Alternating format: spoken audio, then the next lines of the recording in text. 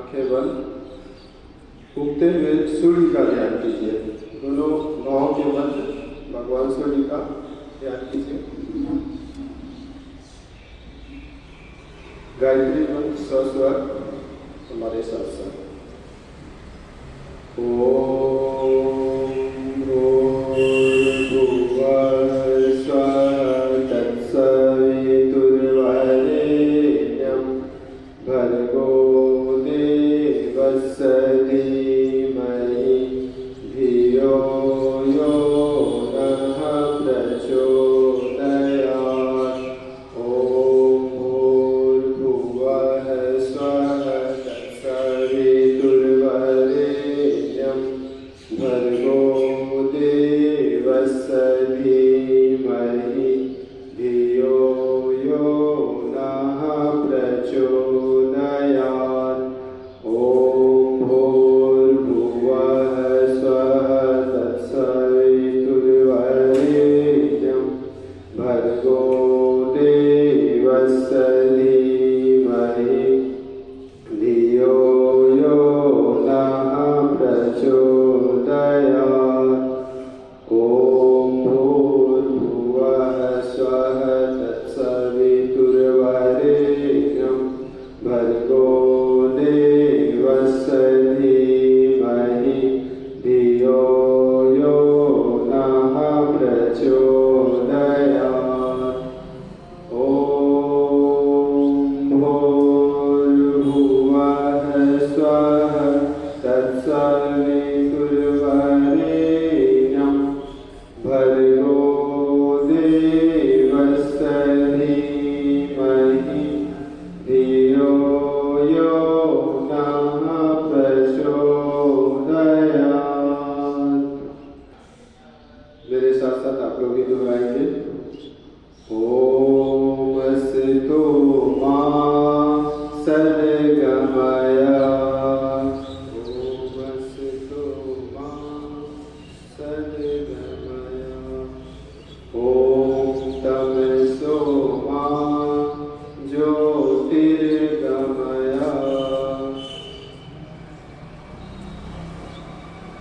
ओम मृत्योर्मा अमृतं गमय। अमृतं गमय। ओम शान्तिः शान्तिः शान्तिः। परम पूज्य गुरुदेव हमेशा कहते हैं कि बेटा शक्ति का संचय करो, शक्ति का संचय करो। शक्ति के बिना भगवान शिव भी एक शव के समान है। आप संसार में जो भी वस्तु देखते हैं उसमें शक्ति है, चाहे वो खाने पीने का चीज है या कोई भी चीज है, वो एक शक्ति है। पूज्यवर कहते हैं प्राण शक्ति है, शरीर शक्ति है, मन शक्ति है, आत्मा शक्ति है। यानी संसार में जो भी वस्तु है सब शक्ति है। शक्ति का अलग अलग रिलेशन है। तो ये शक्ति क्या है? गुरुदेव कहते हैं कुछ लोग समझते हैं कि हम धर्मतंत्र को छोड़ करके राजतंत्र में चले जाएंगे तो वो शक्ति हो जाएगा, बहुत सारे रुपये पैसे हो जाएगा, वो शक्ति हो जाएगा। ऐसी बात नहीं। अगर ऐसा होता तो जैन धर्म के पहले तीर्थंकर, पहले गुरु महावीर स्वामी, वो अपना राजपाट छोड़ करके नहीं जाते। कहा जाता है कि मध्य रात्रि को जो है वो अपना सारे घर द्वार को छोड़ करके शक्ति की खोज में या उस तत्व की खोज में चले गए जो बड़े बड़े सिद्ध साधक को या सब कुछ त्यागने के बाद ही प्राप्त होती है। पूज्यवर कहते हैं कि बेटा अपने समय में से, अपने अंश में से कुछ समय निकाल करके अपने लिए निकाले, थोड़े थोड़े समय निकाले और संयमित जीवन होकर के जिए। जैसे अगर 24 घंटा है तो उसमें कुछ समय अपने लिए निकालें, क्योंकि सभी लोगों के सामने जो है 24 घंटा ही देते हैं। उसी में से थोड़ा समय निकाल करके ध्यान करें, अपने आप को जानने का प्रयास करें, उद्देश्य क्या है उसके बारे में जानने का प्रयास करें। इसके लिए थोड़ा थोड़ा समय निकालें।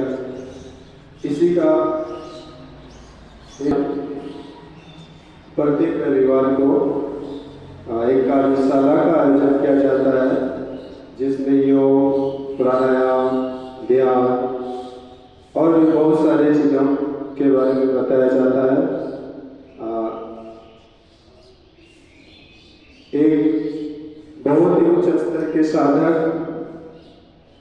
एक अक्षर होता है जिसमें वो पूरा का पूरा भोजन बनाता है। उसी तरह मनुष्य का स्वभाव होना चाहिए कि अपने आप को ऊर्ध्वगामी बने।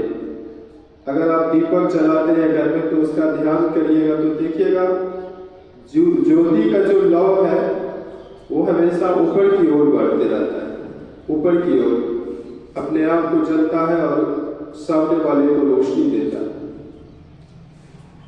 और गुरुदेव कहते हैं कि प्रकृति में जितने भी पेड़ पौधे हैं वो हमेशा प्रसन्न रहते हैं, यानी किसी भी परिस्थिति में आपको दुखी नहीं होना है, हमेशा प्रसन्न रहे।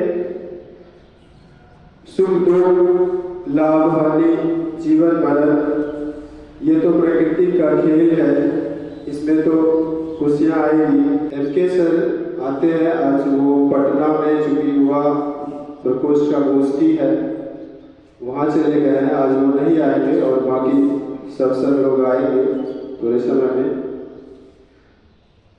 गुरुदेव ध्यान के बारे में हमेशा जो है प्रकृति का एग्जाम्पल देते हैं, बताते हैं कि बेटा आसन किसका सिद्ध है?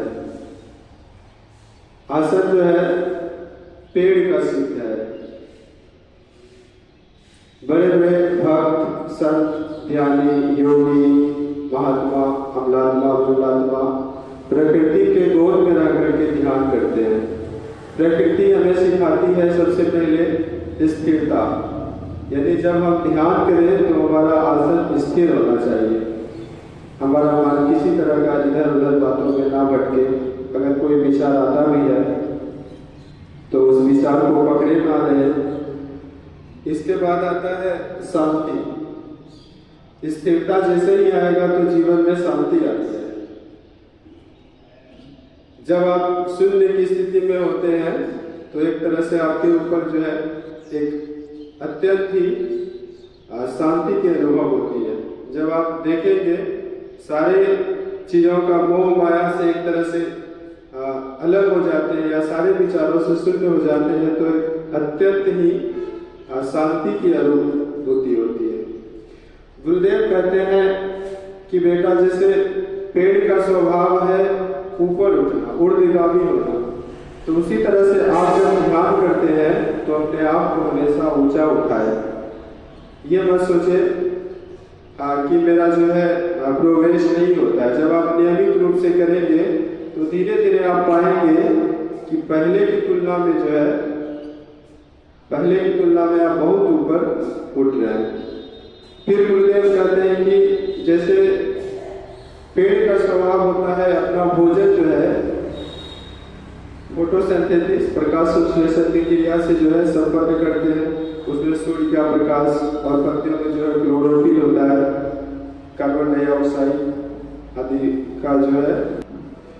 इसके बाद गुरुदेव कहते हैं कि बेटा पेड़ जो है शीतल छाया देती है, वो हमें अपना आश्रय प्रदान करती है।